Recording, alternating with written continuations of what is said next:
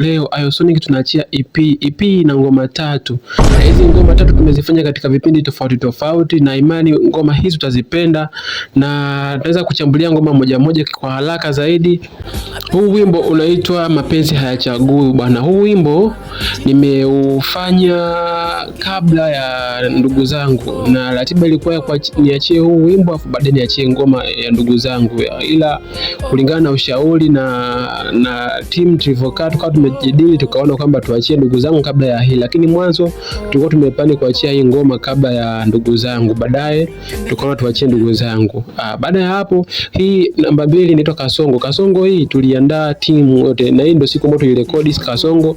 Siku tunarekodi tulirekodi tuko na vibe kali na ngoma ilikuwa nzuri kiukweli, lakini kuna emergency ilitokea tukawa tumerekodi vibaya. Tukawa tumerekodi kuna baadhi ya vocal ya wasanii baadhi ikawa imeingia noise, yani vocal zikawa zimeingia vibaya.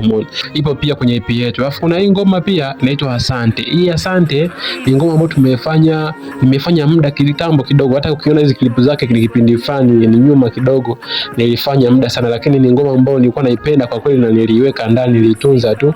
Wewe kama shabiki usisite nijibu comment za YouTube au TikTok au sehemu yoyote ile. Wewe niambie kwa maoni yako unaona ngoma gani kali katika hizi ngoma 3 za kwenye EP yetu. EP inaitwa Misumari Mitatu.